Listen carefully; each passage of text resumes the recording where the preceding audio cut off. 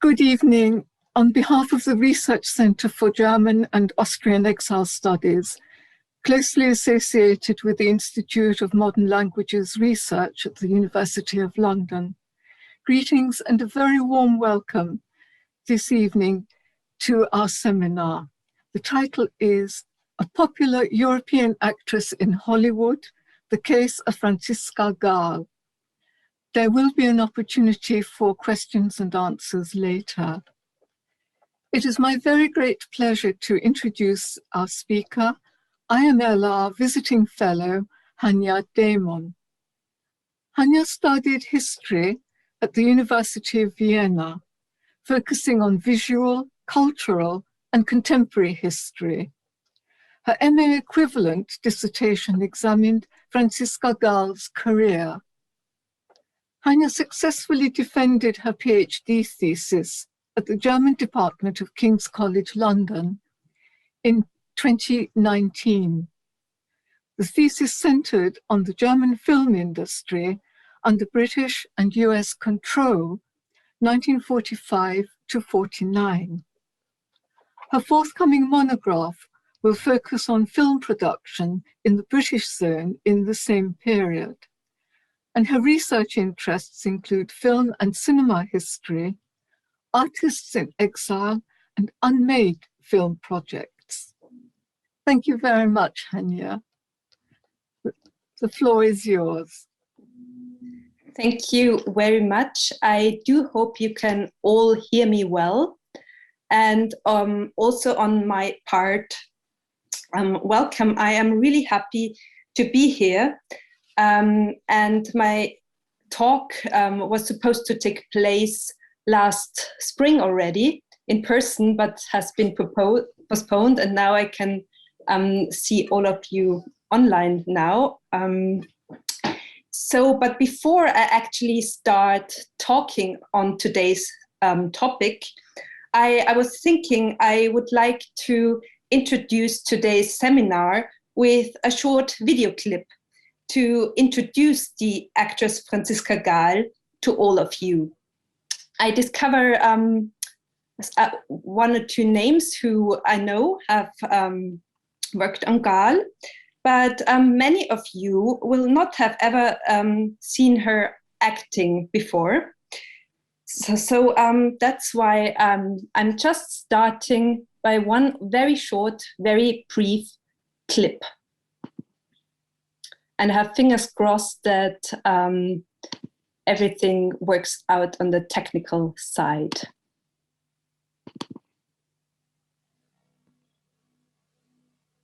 I think you can see the screen now, right? So let's just see and hear Franziska Gaal in the film Peter, directed by Hermann Kostelitz from the 30s.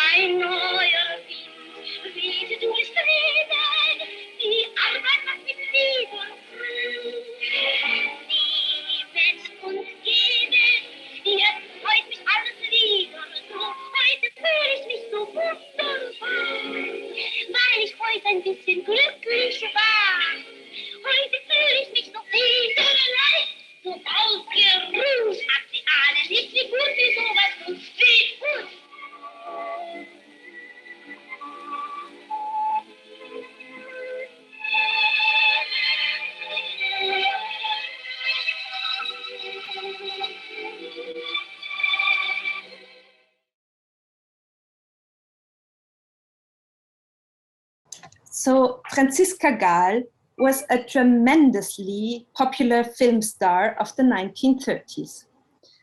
I am very excited to talk about her career that was, like so many others in this period, marked by exile, because of her Jewish heritage.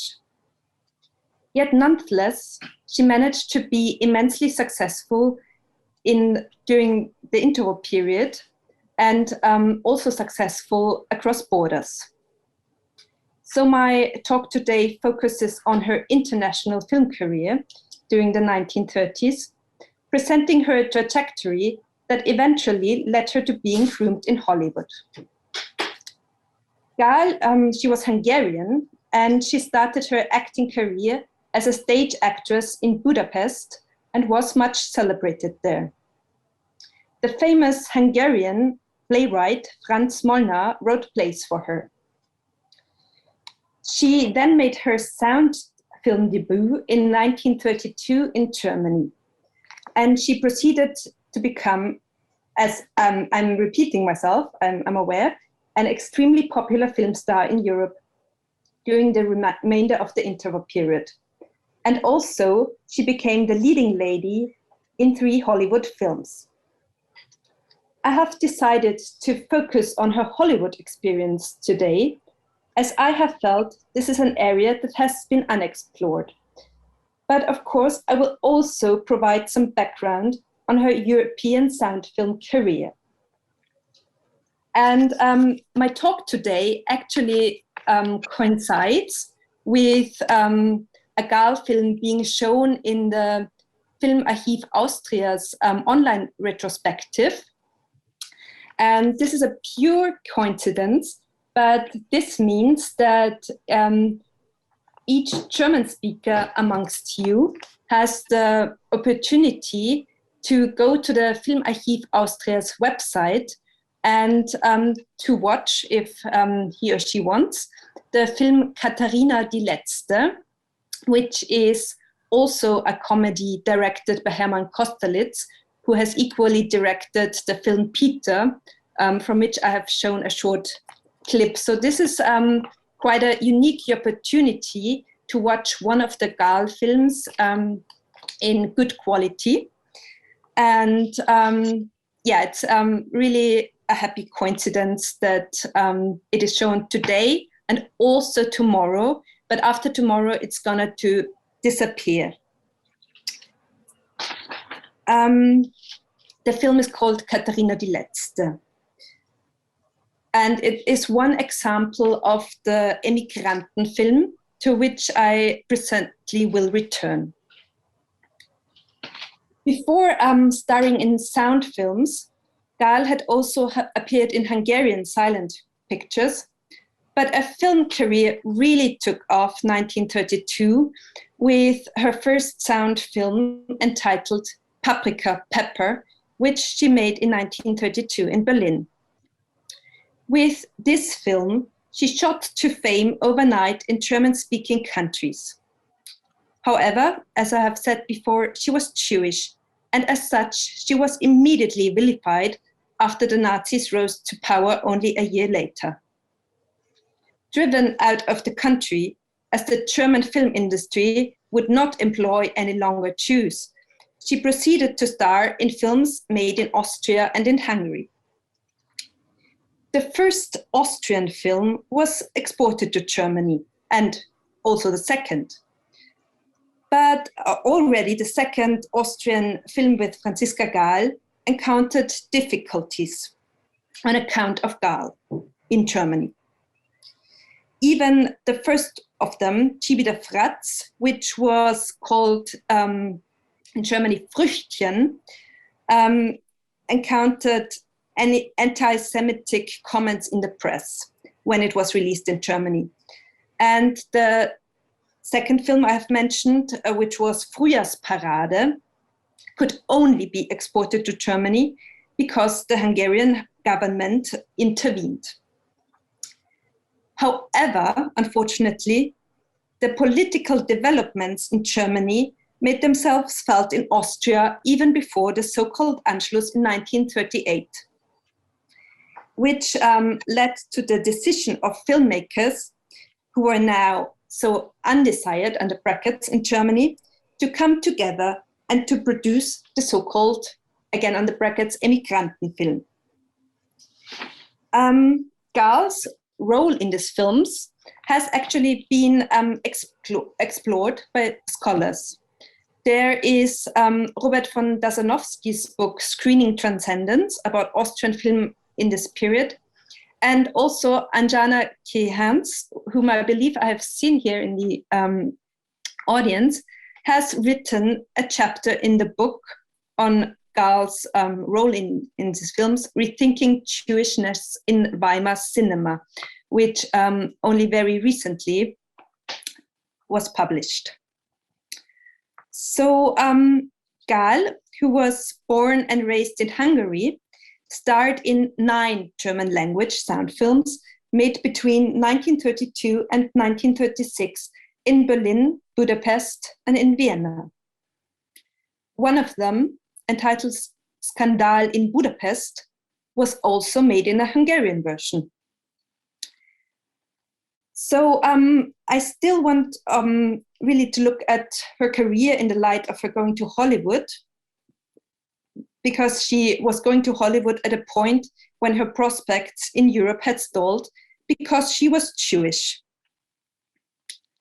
But before she went to Hollywood, it is perhaps worth mentioning that she was a true European star. And here on the slide, I have put posters from films with Franziska Gaal in different languages that testifies that her films were widely circulating in different countries.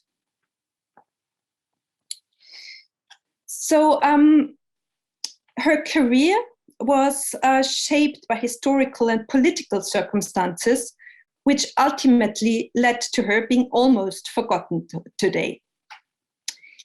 In this vein, given her popularity in the 1930s and the fact that hardly anyone today knows her, the film critic Michael Omasta has called her the Phantom Lady of European interwar cinema. And indeed, when I had first embarked on my research on Franziska Gaal, which was then in the context of my dissertation, MA equivalent dissertation, there was a lot less than actually that there is now. So in the past years, you find a bit more information on her. So I also still plan to write an article about Gaal's trajectory. And so there have come new sources to light that I have to take into account. But still, she is rather unknown to a wider audience today. So before, there was, when I submitted my dissertation in 2012, there was back then already an article by Brigitte Meyer about Gaal entitled Universal's Moneymaker, which testifies to her importance to this US film studio, which had like an European outlet at the time and that produced most of her films. And Gaal also figured in the Filmarchiv Austria publication on Unerwünschtes Kino, Unwanted Cinema, describing interwar German language films that were made independently from the German market. And since then, other scholars have engaged with Gaal's roles in her 1930s German language comedies, which I have mentioned already.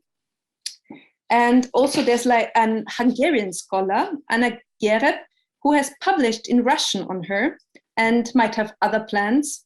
And also Brigitte Meyer might still publish a book about her. So this has been rumored to come out for years, but it hasn't come out yet. So I just mention all these names so you get an idea on the work that is being done, that has been done on Gaal, and that even can be more publications to be expected. So after she left Germany, Gaal continued to make films in Vienna and in Budapest. In all of them, she played the female lead.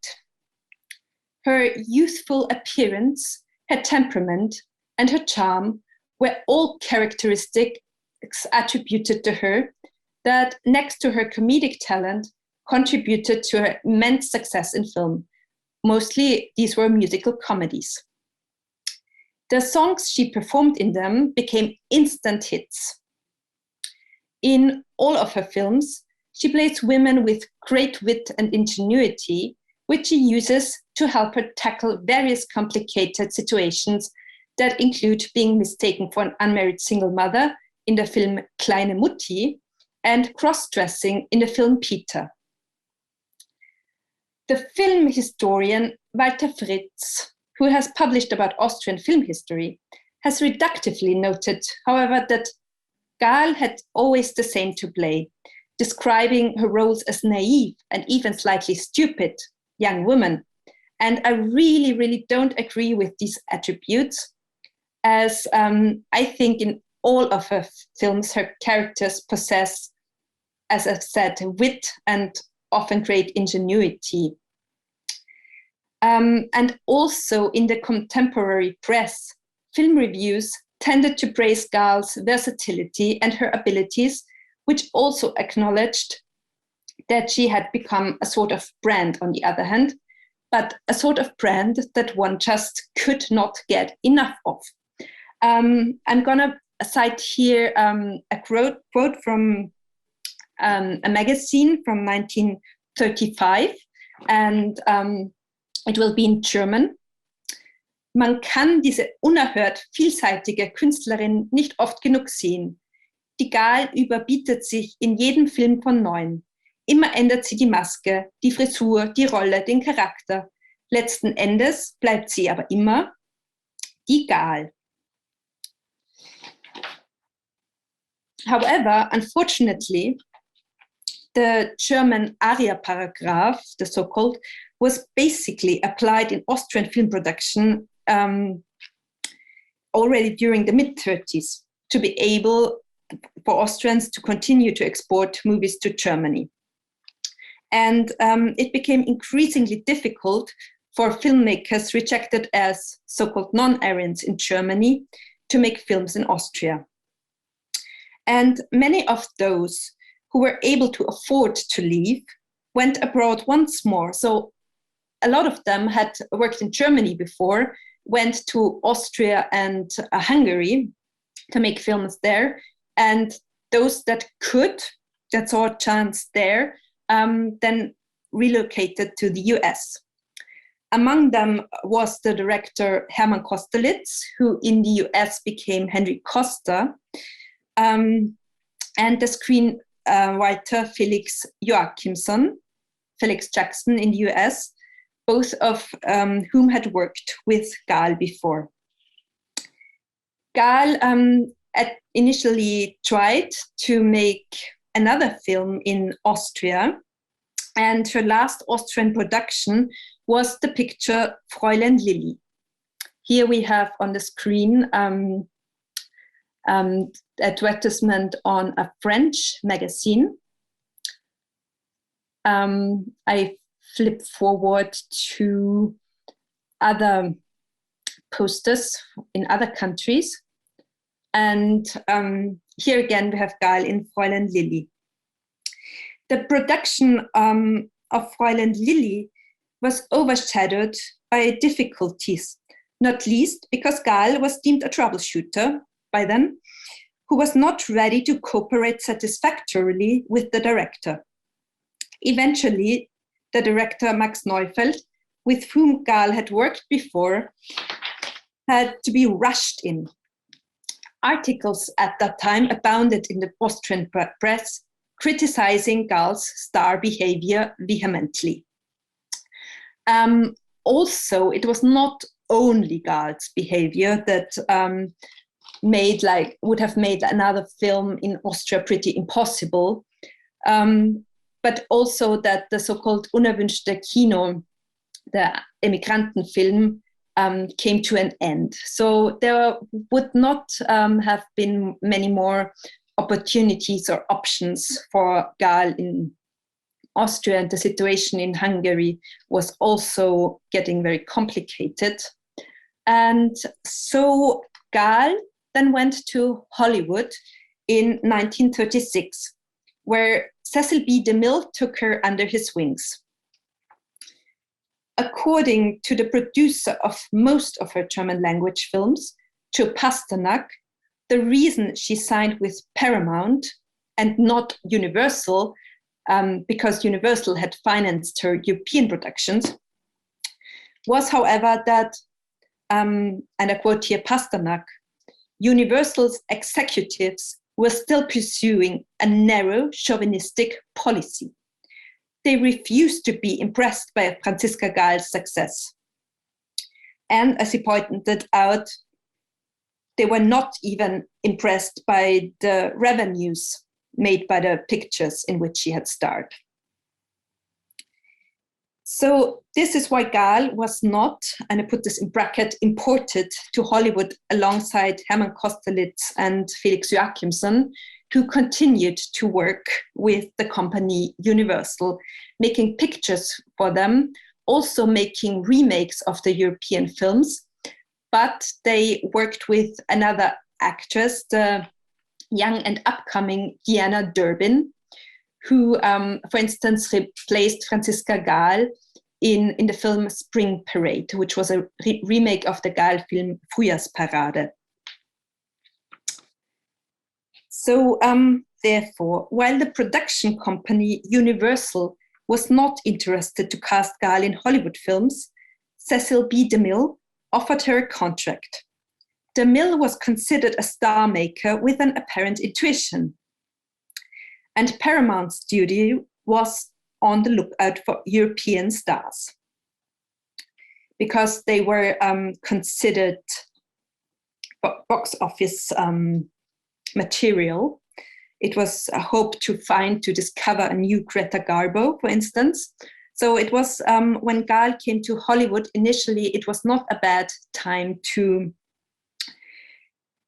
come over. And for her first American film, Hollywood film, she was cast alongside Frederick March in the action movie The Buccaneer.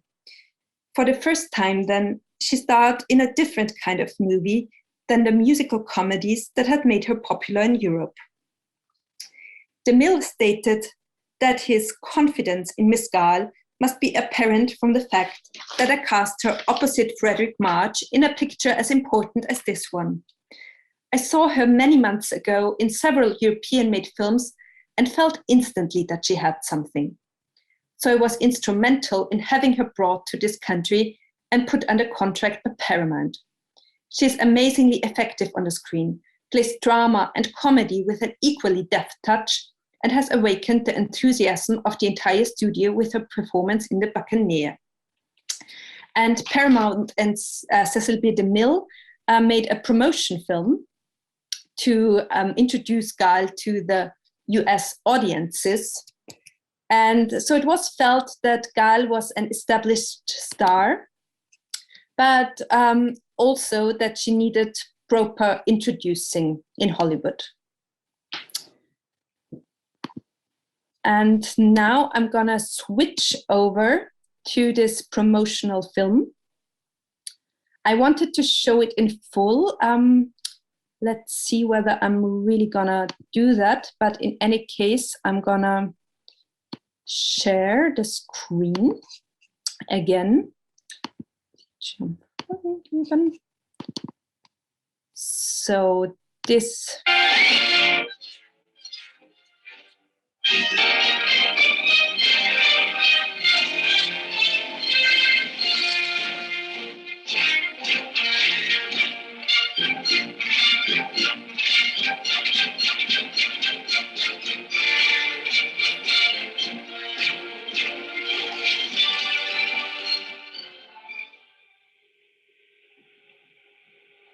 Home of Cecil B. DeMille in Hollywood. After 12 and a half hours work in the studio, Hollywood's hardest working producer comes home. Not to rest, but to view the pictures of other producers, to watch other performances. For tomorrow's star may be playing a bit today. To DeMille, art is international. So tonight we find him looking at a European picture starring a young Hungarian girl, Franziska Gaal.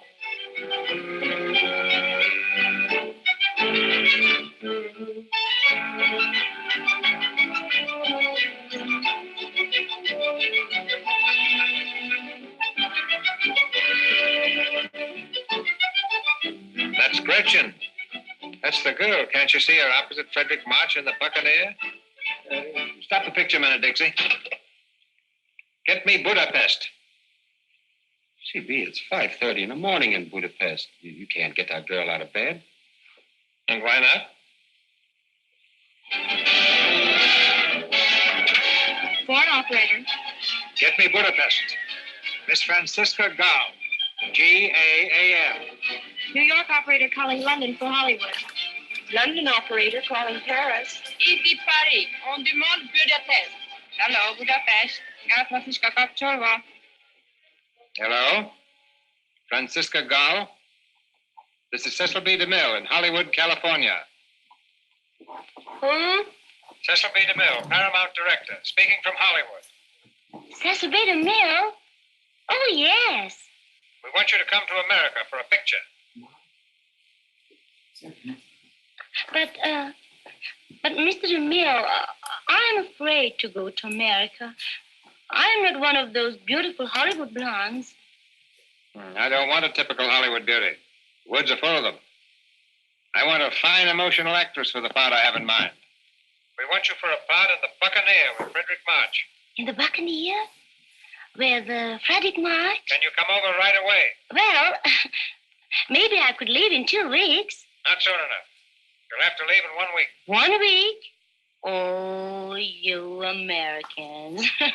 Well, I will try. Goodbye, Mr. DeMille. Oh, and thank you.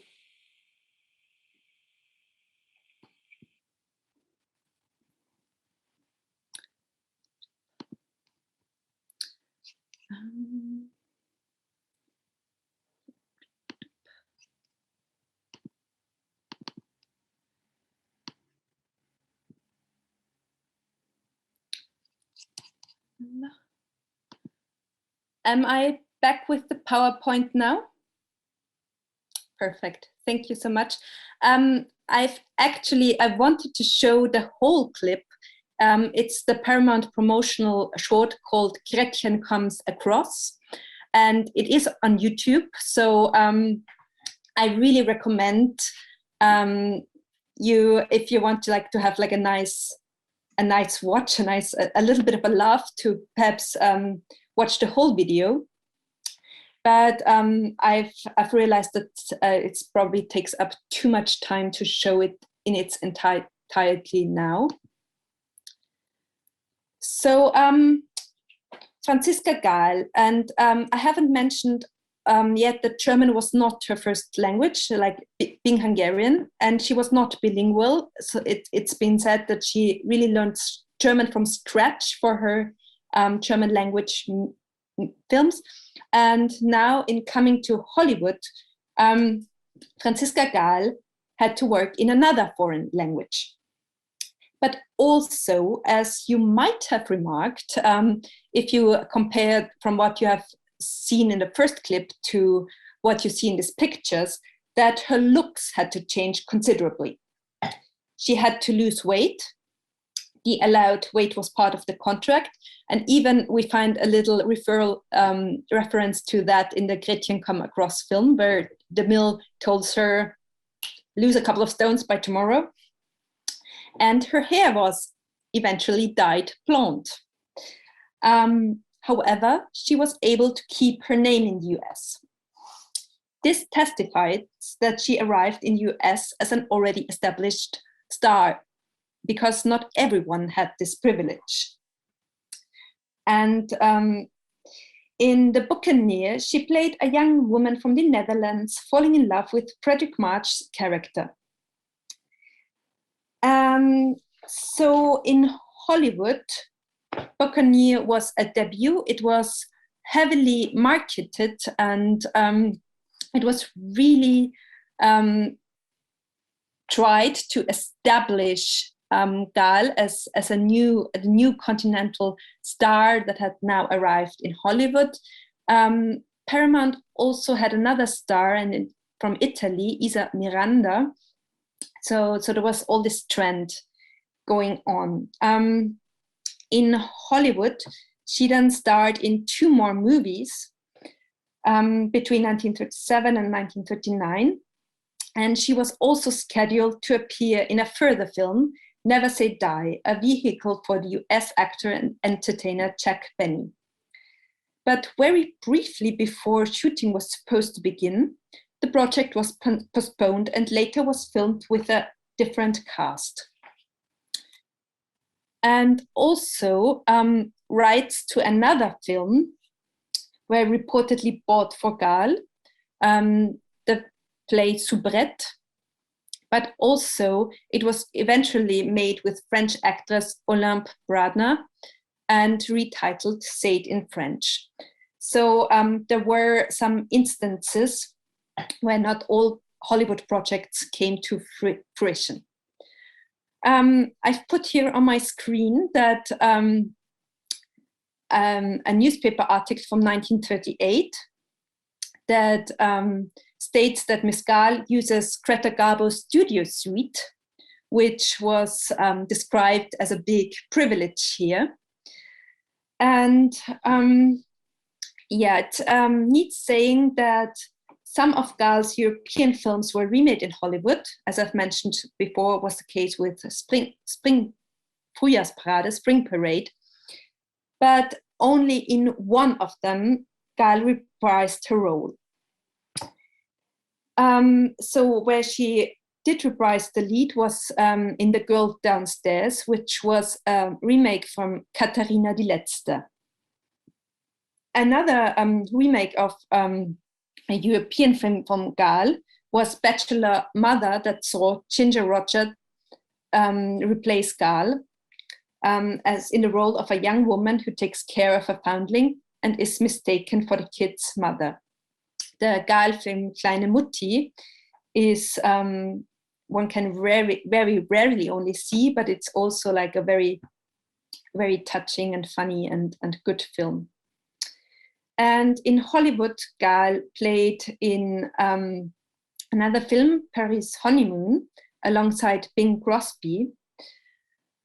But there was a problem in the end. So she had roles. She did have even leading roles, but she did not seem to have caught really the attention of the mass audience. But it is a testimony, I think, to her character that newspapers even reported that Franziska Gaal, here in the picture goer, is said that she was brought to Hollywood from Europe and acclaimed a genius.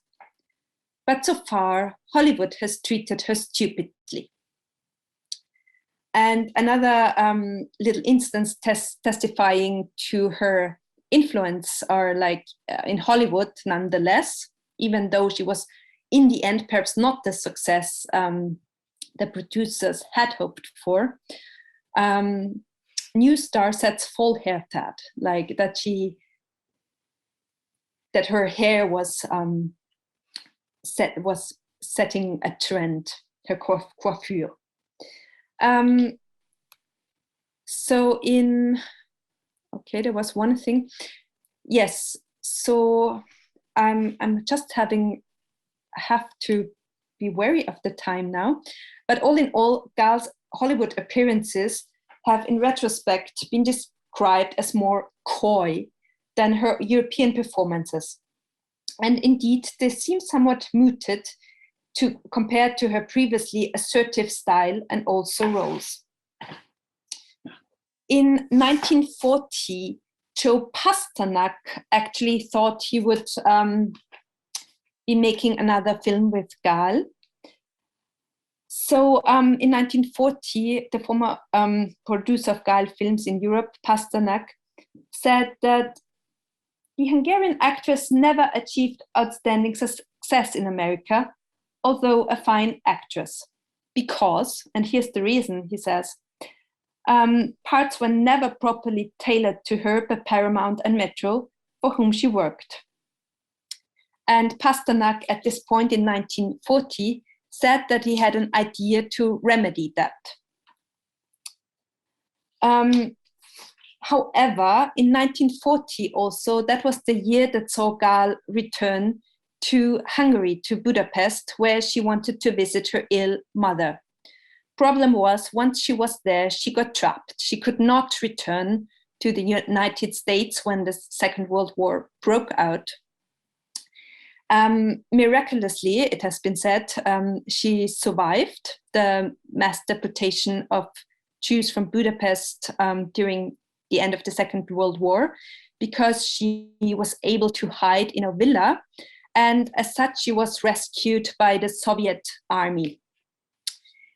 And here it needs finally saying that the Soviets loved Franziska Gaal and her films. Her films had been shown incredibly successfully over there, so an officer recognized her, and she was even brought to the Soviet Union for a trip in 1945. And unfortunately for her, Gaal could never resume her career after the Second World War. She tried. There was an unfinished Hungarian film project to be produced in the Hunyad studio, also with other German language actors. So it would have been another German language production to be shot in Hungary, it seems. But it was never finished. And also there is another project that was supposed to be shot in Vienna in 1947, which also never came off the ground. And indeed here I'm drawing a circle, because I'm gonna have another talk in probably April about this unmade film project, because I started to do research into that. I was a bit like, why was this never made? It actually sounded like a very amazing project, and also numerous newspaper articles testify that people would have loved in Austria to have another Gaal film, to have her return in front of the camera. And so this little research sparked off a new interest of mine to perhaps engage with unmade film projects, and this unmade Gaal films could be like a case study of that.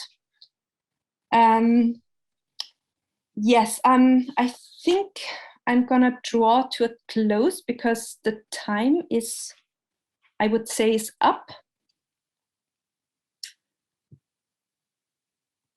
To open the floor to the Q&A. So for me, my background in the Gaal studies is that I find like her trajectory and her personality and her films like really, really fascinating. And that's why I'm so happy to have been able to introduce her to an English-speaking audience, because for the moment, research on her has been restricted, like the German language. And also I've seen that there is like a book on her, but that is in Russian. So in a way, I think so perhaps at some point in the future, because there's so many different aspects that you can explore, like taking her career as an example, that I also think maybe in the future there will be room like for an edited collection on her aspects related to her. So I want to finish with that, because I think one problem with researching such a transnational star is that the sources are like everywhere. That's very, very disjointed, but also makes the research very interesting. Thank you for your attention.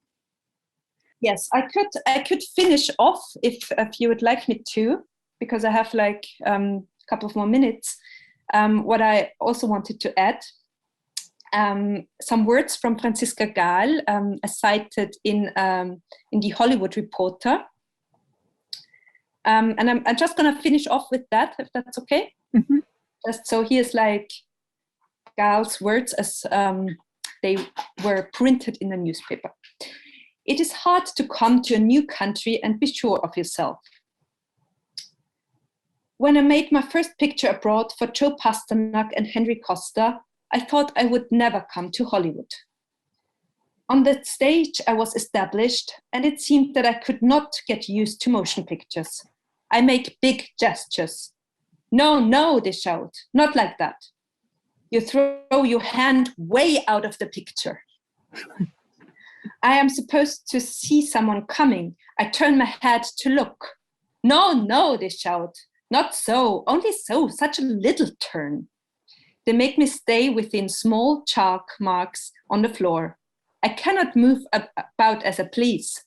It is so confining that I go home. Such worry I caused Pasternak. I would be an hour late. He wouldn't scold me, because I probably would not listen. They thought it was temperament, and I was just scared. But the first picture was a success, and so were the 7 others. I know better now, and Mr. Pasternak and Mr. Koster are still my friends. I found this quite lovely to have her. I think that's a very nice note to end on, and it puts her in that particular context, doesn't it, about how she herself felt about it. So I think we can draw the evening to a close, and thank you again very much, Hanya. It's been a pleasure to meet you, and I wish you, on behalf of everybody, lots of luck in your further studies. I see some hands going up. Are those questions? Oh, they're applauding. They're applauding you, Hanya.